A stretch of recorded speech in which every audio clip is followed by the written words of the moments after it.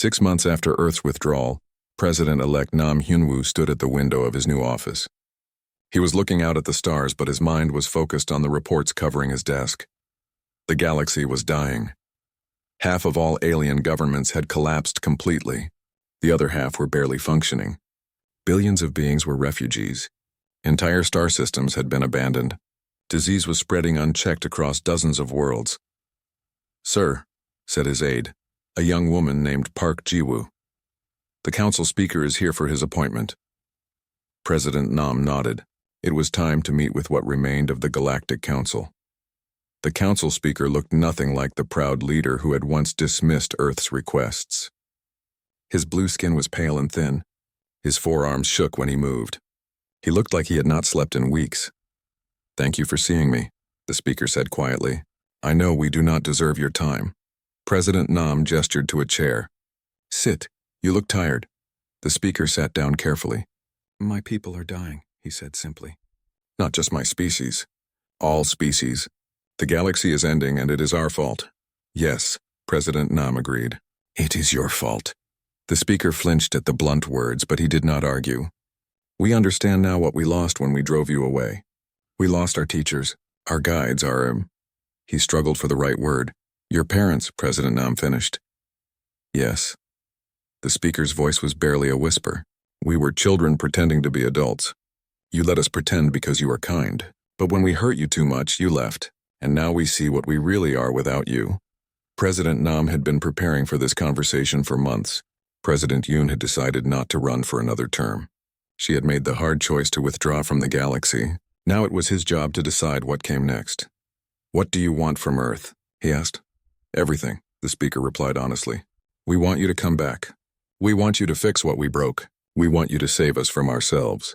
And what are you willing to give us in return?" The speaker reached into his bag and pulled out a document. It was thick and covered with signatures in dozens of alien languages. "Complete surrender," he said. "Every remaining alien government has signed this. We offer Earth total control over galactic civilization. You can be our leaders. We will be your subjects." President Nam read the document carefully. It was exactly what the speaker had described. The aliens were offering to give Earth everything. All political power, all military control, all economic authority. They were offering to become Earth's subjects. It was everything Earth had been denied for 200 years. It was complete victory. "This is not what we want," President Nam said, putting the document down. The speaker looked confused. "But this gives you everything. Total power, total control." "We never wanted total power," President Nam explained. "We wanted respect. We wanted to be treated as equals.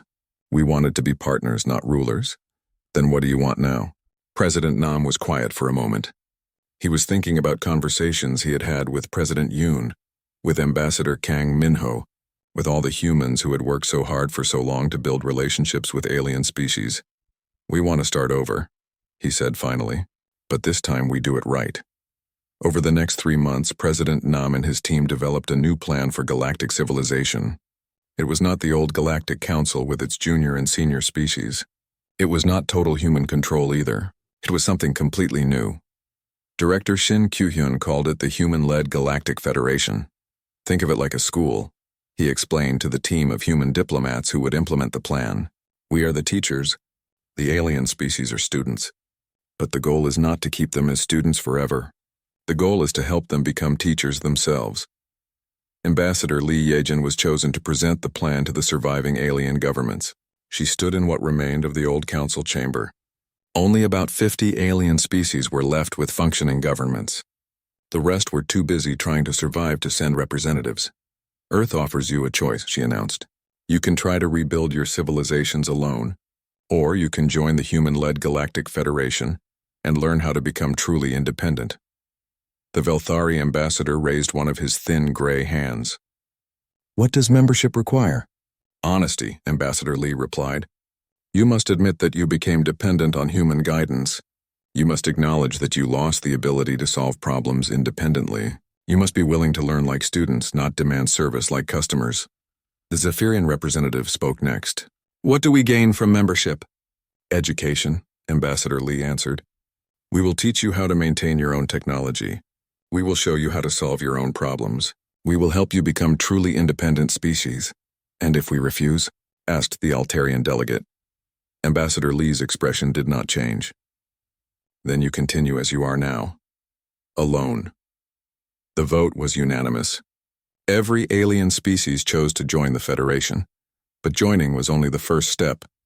Engineer Han Minwoo found himself back in space, but this time as a teacher instead of a technician.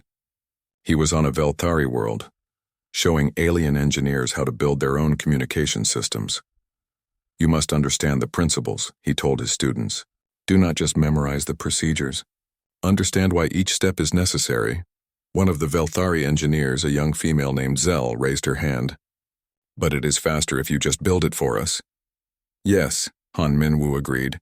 It is faster, but what happens when it breaks and I am not here to fix it? Zell thought about that. Her world had been without communication for months after Earth withdrew. She had watched her people suffer because they could not call for help. We would be helpless again, she said quietly. Exactly, so you must learn to do it yourself. Similar scenes were playing out across the galaxy. Human doctors were teaching alien medical students how to prevent diseases instead of just treating them. Human engineers were showing alien workers how to maintain their own factories. Human strategists were helping alien military officers learn how to make their own battle plans. It was slow work. Much slower than just doing everything for the aliens. But President Nam had been very clear about the goal. Humanity would not make the same mistake twice.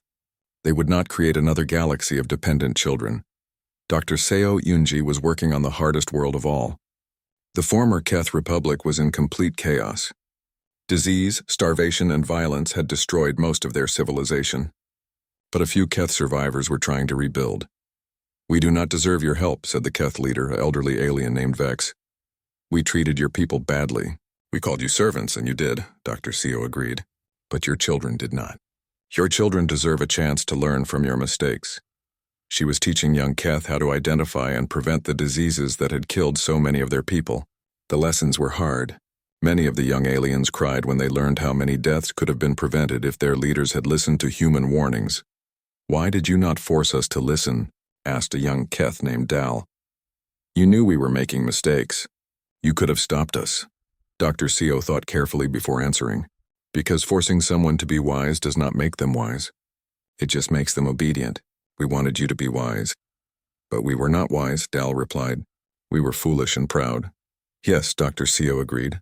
But now you know that, and knowing your foolishness is the beginning of wisdom. The education process took years. Some alien species learned quickly. Others needed more time. A few failed completely and had to start over. But slowly, gradually, the galaxy began to heal. The Velthari learned to build their own technology and became excellent engineers. The Zephyrians learned to manage their own trade networks and developed new ways of doing business. Even the proud Altarians learned to think strategically instead of just fighting. President Nam served 2 terms as the first leader of the human-led Galactic Federation. When his second term ended, something unprecedented happened. The alien species asked if they could nominate one of their own people to be the next Federation leader. We believe we are ready, said the Velthari representative. It was Zell, the young engineer who had once asked Han Minwoo to do her work for her. Now she was one of the best engineers in the galaxy. We have learned much from our human teachers. We think it is time to show what we have learned. President Nam smiled. It was the first time in years that he had felt truly happy. That, he said, is exactly what we hoped you would say. The election was held 6 months later. For the first time in galactic history, humans and aliens voted as equals. The winner was a Zephyrian named Kex, who had learned human principles of fair trade and honest dealing. Ambassador Lee Yejin, now serving as Earth's representative to the Federation, attended the inauguration ceremony. She watched as the alien leader took the oath of office, promising to serve all species with wisdom and respect. After the ceremony, a young human reporter asked her a question. Do you think humanity made the right choice? We could have ruled the galaxy. Instead, we chose to teach others to rule themselves. Ambassador Lee looked out at the mixed crowd of humans and aliens celebrating together. She saw Velthari engineers talking with human scientists. She saw Zephyrian traders learning from human economists. She saw Altarian officers training with human strategists. 2 months after Earth's withdrawal, The first alien government completely collapsed. The Keth Republic had been a proud civilization for over 1,000 years. They had survived wars, natural disasters, and economic crashes. But they could not survive without humans. Ambassador Jong Taehyun watched the news from his office on Earth. He had once been the human representative to the Keth Republic. He knew their leaders personally. Now he watched as their cities burned and their people fled to other worlds as refugees. "Sir," said his assistant, analyst Oh Sung-ho, "the Keth Prime Minister is requesting immediate asylum on Earth. He's offering to serve as a human citizen if we'll accept his family." Ambassador Jong looked at the request. He remembered the Keth Prime Minister. The alien had once called humans useful pets during a trade negotiation. Now he wanted to become a human citizen. "Denied," Ambassador Jong said without emotion. The Keth Republic was not alone. Across the galaxy, alien governments were falling like dominoes. Some collapsed because their economies failed. Others fell because their people got sick and their medical systems could not help them. A few simply fell apart because their leaders had no idea how to lead without human advisors. Dr. Moon Ji-hee was documenting all of it. She had been studying alien psychology for years, but what she was seeing now was beyond anything she had imagined. "They're having collective psychological breakdowns," she reported to President Yoon Sojin. "Entire species are showing signs of learned helplessness. They've become so dependent on human problem-solving that they literally cannot function on their own." President Yoon studied the psychological reports. They were devastating. Alien species that had once explored space and built great civilizations were now unable to perform basic tasks without human guidance. "What about the ones who are trying to fight back?" the president asked. "That's even worse," Dr. Moon replied. "They're making terrible decisions based on panic and desperation. The Velthari just declared war on 3 of their own colonies because they think the colonies are hoarding medicine that doesn't exist." The Velthari Empire had once been the most arrogant species in the galaxy. They had believed they were superior to everyone, especially humans. Now they were learning how wrong they had been. Their gray-skinned ambassador arrived at Earth's orbital station in a ship that was barely functioning. Ambassador Lee Yejin met him at the docking bay. She was President Yoon's new diplomatic officer. Her job was to listen to desperate alien requests and politely refuse them. "Please," the Velthari ambassador begged. His proud species never begged anyone. Now he was on his knees in front of a human. "My people are dying. The diseases your doctors prevented are killing millions. We will do anything. We will serve Earth. We will be your subjects. Please just help us." Ambassador Lee Yejin looked down at the alien who had once mocked her species. "You called us primitive," she said calmly. "You said we were too emotional to be trusted with important decisions.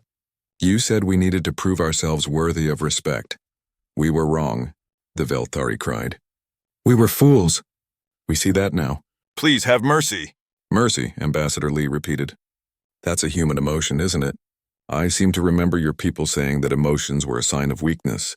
The Velthari ambassador started crying. His species had always been proud of not showing emotions. Now he was sobbing like a child. Ambassador Lee Yejin felt something she had not expected. She felt sorry for him, but she also remembered every insult, every dismissal, every time her people had been treated as inferior. "Your request is denied," she said. "Please leave." But some alien species were not just begging. Some were trying to fight. The Altarian Federation had declared Earth an enemy of galactic civilization. They sent their entire war fleet toward the Sol system. It was the largest military force ever assembled. Over 3,000 ships carrying weapons that could destroy entire planets. Admiral Hong Jae-min was waiting for them. The human had been planning for this possibility for decades. Earth's defense systems were not the simple shields and basic weapons the aliens expected. They were something much more advanced. When the Altarian fleet reached the edge of the Sol system, they found something impossible. Earth was surrounded by a sphere of pure energy that stretched from the sun to beyond Pluto. It was not just a shield. It was a weapon that used the power of Earth's sun itself. "This is Admiral Hong Jae-min of Earth Defense," he broadcast to the alien fleet. "You have entered human space without permission. You have 30 seconds to leave or you will be destroyed." The Altarian fleet commander laughed. "You cannot threaten us, human. We have 3,000 ships. You have one world." Admiral Hong did not argue. He simply activated Earth's defense system. The energy sphere pulsed once. Every Altarian ship in the fleet was instantly disabled. Their weapons stopped working. Their engines shut down. Their life support systems began failing. "You now have 10 minutes of life support remaining," Admiral Hong announced calmly. "Use that time to decide if you want to surrender or die." The surrender came in less than 5 minutes. Similar scenes were playing out everywhere. Alien species that tried to force humans to return found themselves facing technology they could not understand or fight. Earth's military had been pretending to be weak for 200 years. The pretense was over. Commander Ryu Jae-won was leading the interrogation of captured alien officers. What he learned was both satisfying and terrifying. "They really believed we were primitive," he reported to Admiral Hong. "They thought our weapons were simple projectile systems. They had no idea we've been using quantum manipulation and stellar engineering." "What about their own technology?" Admiral Hong asked. "That's the interesting part," Commander Ryu replied. "Most of it was designed by humans. We've been secretly improving their systems for decades. They were using our technology to threaten us." The irony was almost funny. The aliens had been so confident in their superiority that they had never bothered to understand their own weapons. They had let humans maintain and upgrade everything. Now they discovered that their mighty war machines were just human technology with alien paint. But the real breakthrough came from an unexpected source. Director Shin Kyu-hyun had been working in secret for 50 years. He ran a small department that most people had never heard of. His job was to study alien civilizations and find their weaknesses. What he had discovered was bigger than anyone imagined. "We didn't just build their technology," he reported to President Yoon Sojin. "We've been guiding their entire development for centuries." "What do you mean?" the president asked. "Every major alien innovation in the last 300 years came from human ideas," Director Shin explained. "We would suggest improvements to their systems. We would share theoretical research that led to new discoveries. We would point them toward resources they needed for development. They thought they were advancing on their own. In reality, we were carefully managing their progress." President Yoon was quiet for a long moment. "You're telling me we've been controlling galactic civilization this entire time?" "Not controlling," Director Shin corrected. "Guiding. Like parents guiding children. We helped them grow and develop, but we never let them become truly independent." The implications were staggering. Humanity had not just been part of galactic civilization, they had been secretly running it. They had been the hidden power behind every major alien government, every technological advance, every diplomatic solution. And now the children were alone. The results were exactly what any psychologist could have predicted. Without parental guidance, the children were having tantrums. They were fighting among themselves. They were breaking their toys. They were hurting themselves and others. The galaxy was falling apart not because humans had been keeping it together with technology. The galaxy was falling apart because humans had been keeping it together with wisdom, leadership, and careful management. Dr. Moon Ji-hye published her final report on the crisis. It was devastating. "We created a galaxy of dependent species," she wrote. "They became psychologically addicted to human guidance. Without us, they are reverting to primitive behavior patterns. Violence, territoriality, resource hoarding, tribal thinking. They are becoming what they were before they met us." President Yoon read the report twice. It made her understand something important. Earth had not just withdrawn from galactic civilization. Earth had ended galactic civilization. The galaxy was returning to chaos. And there was only one species that could fix it. The question was, did humanity want to fix it? Or was it time to let the children learn to grow up on their own? 3 weeks after Earth's withdrawal, the galaxy was falling apart. Engineer Han Minwoo sat in his new office on Earth, watching the galactic communication network die. He had built most of it himself over the past 30 years. The aliens thought their own engineers had designed it. They were very wrong. "System failure in Sector 7, his assistant reported. It was a young woman named Kim Nari. She had helped build many of the communication relays. The Velthari are trying to repair it themselves." Han Minwoo looked at the screen showing their attempts. The proud gray aliens were pulling apart equipment they did not understand. Every time they touched something, they made the problem worse. "They're going to cause a cascade failure," Kim Nari said. "Should we warn them?" "No," Han Minwoo replied. Let them learn. Across the galaxy, similar scenes were playing out everywhere. Aliens were discovering that humans had built far more than anyone realized. Not just some systems, almost everything. Dr. Seo Yoonji was in her new laboratory on Earth, receiving desperate messages from alien hospitals. The diseases she had controlled for years were spreading like fire. Entire cities were getting sick. Please come back, begged a message from the Thex Major Hospital. We will pay you anything. We will give you anything. Our people are dying. Dr. Seo Yoonji had been working on alien diseases for decades, but she had done more than just treat them. She had been quietly preventing them. She had created early warning systems that detected outbreaks before they spread. She had designed automatic medicine distribution systems that kept dangerous diseases under control. Now those systems were shutting down. The aliens had never known they existed. Doctor, said her assistant, a man named Oh Seung-ho, the death rates are getting very high. Maybe we should help them. Dr. Seo Yoonji looked at the numbers. They were bad, very bad. But she remembered every time alien governments had ignored human warnings about disease prevention. Every time they had cut funding for human medical programs. Every time they had treated human doctors like servants. They made their choice, she said quietly. Now they live with the results. The economic collapse was even worse than the medical crisis. The Zephyrian Collective, once the richest trading nation in the galaxy, was completely bankrupt. Their currency was worthless. Their trading ships were floating in space, lost and confused. Scientist Kim Nari had been working on something special for 20 years. It was faster-than-light communication technology that could send messages across the galaxy instantly. The aliens thought they had invented it.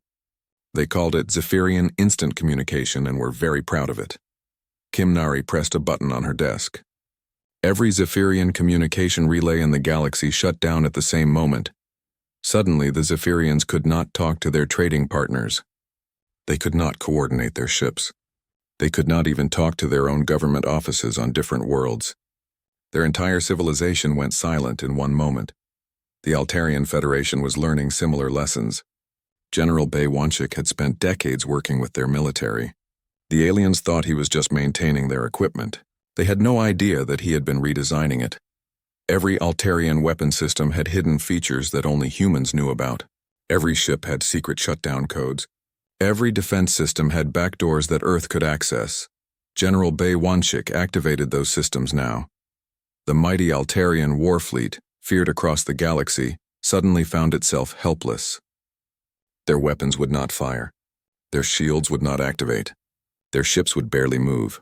Sir, reported Commander Ryu Jaewon, the Altarians are sending surrender signals. They're asking for mercy, General.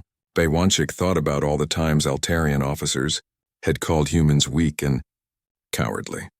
He thought about how they had laughed when Earth asked for equal treatment in the Council. Tell them mercy is a human emotion, he said. They told us many times that emotions are weakness. But the biggest surprise was still coming. The Galactic Council had called another emergency meeting. This time they met in a different building because their main headquarters was failing too badly to use.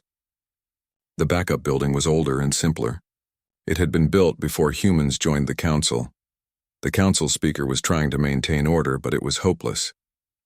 Alien species were blaming each other for the crisis. Some wanted to declare war on Earth. Others wanted to surrender completely. We must face the truth, said the Velthari ambassador.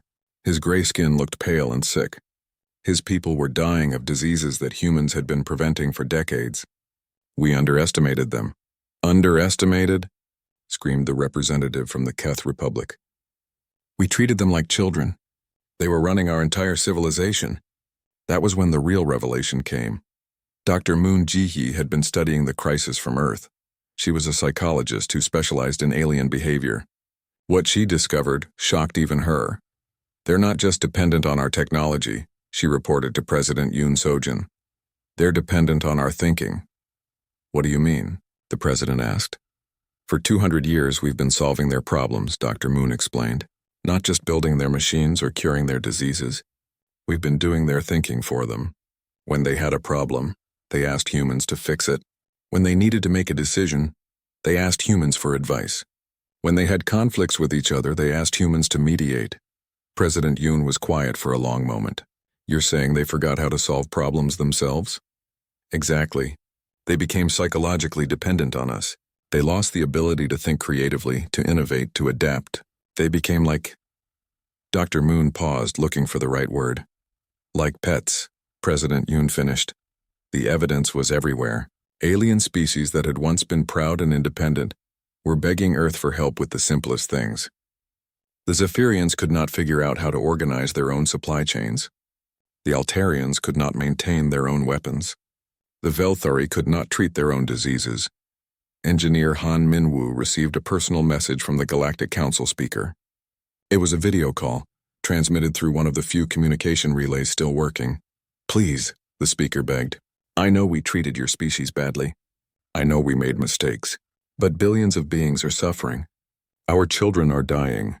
Our civilizations are collapsing. We will give you anything. Full council membership, voting rights, trade privileges, your own territory, anything."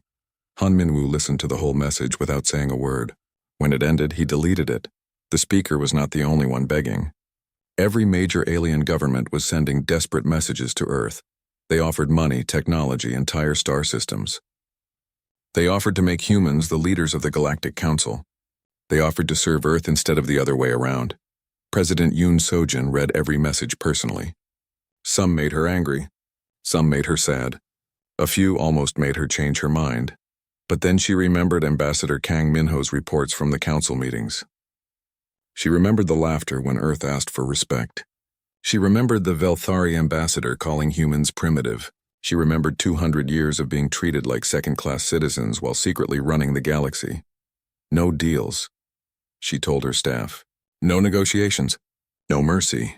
The galaxy was learning a hard lesson. Humans were not the junior species everyone thought they were. They had been the senior species all along. They had just been polite about it, but their patience was over. Their politeness was over. And the galaxy was discovering what life was like without the species that had been quietly keeping everything working. It was not a lesson the aliens would ever forget. The first signs of trouble started within hours. Admiral Kim Hae-young stood on the bridge of the Earth defense ship Unity. Around her, dozens of screens showed human ships across the galaxy. All of them were coming home. All of them were being followed. "Admiral," said Captain Park Dong-yeon over the communication system.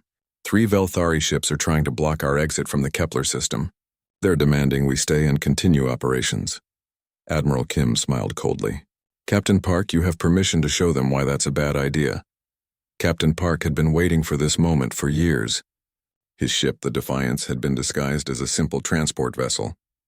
The aliens had no idea what it really was. The Velthari ships were big and impressive. They had weapons that could destroy small moons. They moved toward the human ship like hunters approaching prey. Captain Park pressed a single button. The Defiance changed. Armor plates moved aside to reveal weapons the aliens had never seen before. Energy shields appeared around the ship like a glowing bubble. The small transport vessel suddenly looked like what it really was, a warship designed by humans who had been preparing for this day for decades. "This is Captain Park Dong-hyun of Earth Defense," he said calmly. "You have 10 seconds to move aside or we will move you aside." The Velthari commander laughed. "You cannot threaten us, little human. Your primitive weapons cannot harm our ships." Captain Park counted to 10. Then he fired once. The lead Velthari ship simply disappeared. Not destroyed, just gone. Erased from existence by technology the aliens could not understand. The other 2 ships moved aside so fast they almost crashed into each other. Similar scenes played out across the galaxy. Aliens trying to stop human ships discovered that humans were not as helpless as they had pretended to be. The primitive species had weapons that made alien technology look like stone tools. But the real problems were just beginning. On the world of Thex Major, the main hospital was in chaos. Dr. Seo Yoonji had been the chief medical officer there for 12 years. She had been the one who figured out how to treat the strange diseases that affected 17 different alien species living on the same planet. Now she was gone, and the diseases were coming back. "We need the human doctor," screamed the alien hospital director. His species looked like giant insects, and when he got excited, his wings buzzed loudly. "The Cortex fever is spreading. Our medicines do not work." But Dr. Seo Yoonji was already on a ship heading back to Earth. She had left behind detailed instructions on how to make the medicines. But the aliens had never bothered to learn how to read them. They had always just asked her to do it for them. The same thing was happening on dozens of worlds. Human doctors left, alien patients got sick. Medicines that had worked for years suddenly stopped working because there were no humans around to make them properly. In the Zephyrian collective, things were even worse. Their entire economy was based on trade. They bought goods from one world and sold them to another. They had the biggest trade network in the galaxy. They also had no idea how to run it. For 50 years, humans had managed their logistics. Humans decided which ships went where. Humans figured out the fastest routes between stars. Humans coordinated the schedules that kept thousands of ships moving smoothly through space.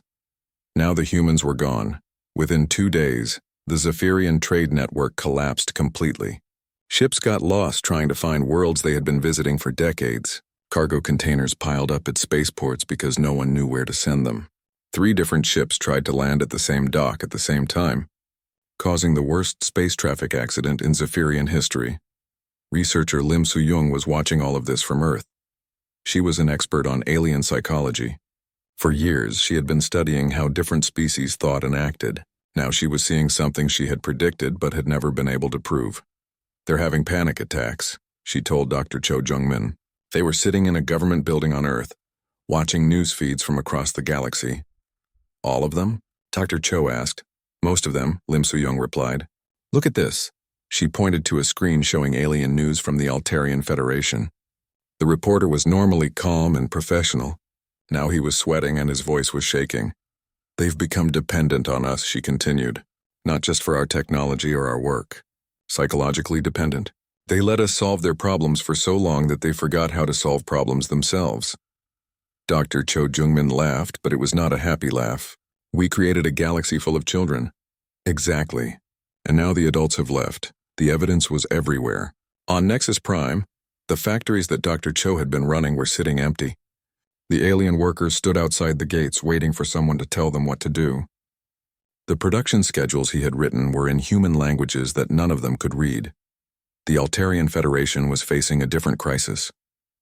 They were proud warriors who had conquered half a dozen star systems, but their weapons were maintained by human engineers. Their battle plans were created by human strategists. Their communication systems were designed by human technicians. General Bae Wanchik had been one of those technicians. He had spent 20 years working with Altarian military forces. The aliens thought he was just a simple repair worker. They had no idea that he had been secretly studying their weaknesses the entire time. Now the Altarian weapons were breaking down. Their battle plans made no sense without human interpretation. Their communication systems were failing because the humans who built them had included hidden shutdown codes that only Earth knew about. Commander Lee Dae-ho was monitoring all of this from Earth Defense Headquarters. He had screens showing military activity across the galaxy. What he saw made him shake his head in disbelief. 60% of alien military systems are offline, he reported to President Yoon Sojin. Another 20% are operating at reduced capacity. Several alien governments are asking their own military forces not to conduct any operations until further notice. President Yoon listened to the report without showing any emotion. What about civilian systems? Even worse. Transportation, communication, medical manufacturing, they're all failing. The aliens are starting to panic. Good, President Yoon said simply. By the end of the week, the first alien government fell. The Keth Republic had been a small but important trading nation. Their economy was completely dependent on human-managed supply chains. When those chains broke down, they could not feed their people. Riots started. The government collapsed in less than 6 days. The Galactic Council called an emergency session. But they discovered another problem. The Council's own systems were failing. The translation devices that let different species understand each other had been built by humans. The voting systems that recorded Council decisions had been programmed by humans. Even the air recycling systems in the Council building had been designed by humans. The Council speaker stood in front of nearly empty meeting hall. Half the alien species could not travel to the meeting because their ships were broken. The other half could not understand each other because the translation systems were offline. "This is a disaster," the speaker said to the few aliens who were there. "We must contact Earth immediately. We must negotiate." But Earth was not answering their calls. President Yoon Soo-jin had made her position clear. Earth was done with negotiations. Earth was done with discussions. Earth was done with the Galactic Council. The aliens were on their own now, and they were discovering that being on their own was much harder than they had ever imagined. The panic was just beginning. Ambassador Kang Min-ho walked through the long halls of the Galactic Council building. His black shoes made quiet sounds on the shiny floor. He had been walking these same halls for 10 years now. Today felt different. Today felt final. The meeting room was huge. It had seats for over 300 alien species. Most of the seats were full. Strange creatures with multiple eyes, tentacles, and weird skin colors sat in their special chairs. They all looked down at the small human section at the bottom of the room. Kang Min-ho sat next to Dr. Park Ji-woo. She was Earth's smartest scientist when it came to studying aliens. Her face was calm, but her hands were tight. She knew what was coming. "The vote will begin now," said the council speaker. It was a tall blue creature with 4 arms. Its voice sounded like metal scraping metal. "All in favor of giving Earth full voting rights?" A few hands went up. Maybe 20 out of 300. Most aliens just sat there. Some were laughing quietly. All against? Nearly every hand, claw, and tentacle went up. The room filled with strange sounds that humans had learned meant laughter in alien languages. Dr. Park Ji-woo closed her eyes. 200 years. Earth had been part of the Galactic Council for 200 years. They had helped build hospitals on alien worlds. They had shared their technology. They had sent their best people to work on alien planets. And still they were treated like children. "The motion fails," the speaker announced. "Earth will remain in junior status for another 50 years. The Velthari ambassador stood up. He was tall and thin with skin like gray leather. His species thought they were the smartest in the galaxy. "Perhaps the humans need more time to grow up," he said. His words made more alien laughter fill the room. Kang Min-ho stood up slowly. The room got quiet. He was not a tall man, but something about the way he moved made everyone pay attention. "We have a message from Earth," he said. His voice was clear and strong. "President Yoon Soo-jin has asked me to read this to the council." He pulled out a small device and pressed a button. President Yoon's voice filled the room. Even through the speakers, her voice sounded powerful. "To the Galactic Council," the message began. "For 200 years, humanity has served faithfully. We have built your communication systems. We have cured your diseases. We have managed your trade routes. We have done this while being treated as second-class members." Some aliens shifted in their seats. The laughter had stopped. "We offered friendship. You gave us disrespect. We offered knowledge. You gave us mockery. We offered partnership. You gave us junior status." President Yoon's voice got stronger. "Today that ends." The room was completely silent now. Even the air recycling system seemed to stop making noise. "Earth hereby withdraws from all Galactic Council treaties. We withdraw from all trade agreements. We withdraw from all cooperation pacts. We recall all human personnel from alien worlds, effective immediately." The silence broke like glass. Hundreds of aliens started talking at once. Some were shouting. Some sounded scared. Some sounded angry. The Velthari ambassador jumped up. "You cannot do this," he screamed. "You need us. You are nothing without the council." Kang Min-ho smiled for the first time in months. It was not a friendly smile. "We will see," he said quietly. Dr. Park Ji-woo was already packing her things. She had been waiting for this day for years. She was tired of explaining human feelings to aliens who thought emotions were weakness. She was tired of watching her people be treated like pets. Commander Lee Dae-ho was waiting in the hallway outside. He was a big man with scars on his hands from old battles. He nodded to Kang Min-ho. "The ships are ready," he said. "All human personnel will be off alien worlds within 72 hours. "What about the ones who want to stay?" asked Dr. Park Ji-woo. President Yoon was clear, Commander Lee replied. "Everyone comes home. No exceptions." Back on Earth, President Yoon Soo-jin stood in her office. She was watching the news feeds from across the galaxy. The reaction was immediate and huge. Alien news channels were calling it everything from human madness to the greatest mistake in galactic history. Her phone was ringing non-stop. Alien ambassadors on Earth wanted meetings. They wanted to talk. They wanted to find a solution. She told her staff not to answer.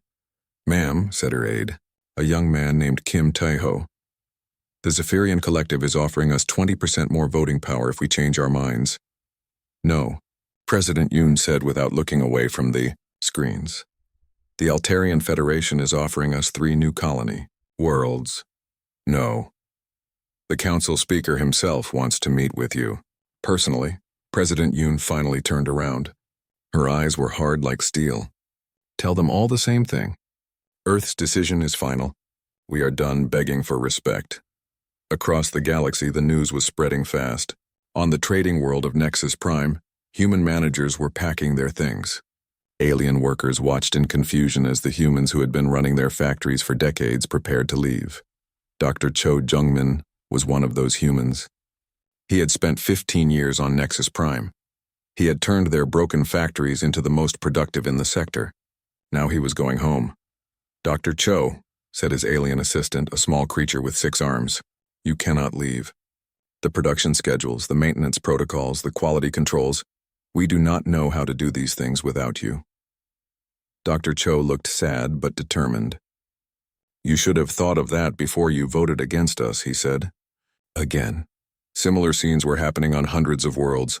Human doctors were leaving alien hospitals. Human engineers were leaving alien construction sites. Human teachers were leaving alien schools. In the Deep Space Communications Center of the galaxy, engineer Han Minwoo was shutting down systems he had built with his own hands. He had designed most of the galaxy's communication network. The aliens thought their own people had built it. They were wrong. As he powered down the last relay station, Han Minwoo smiled. Let them try to talk to each other without human systems.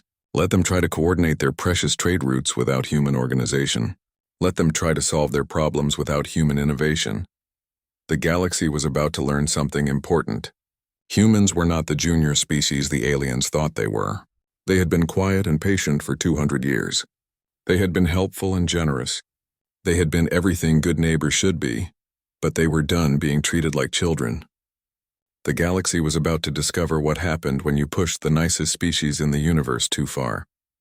President Yoon Sojin looked out her window at the stars. Somewhere out there, her people were coming home. Soon the aliens would understand their mistake. But it would be too late.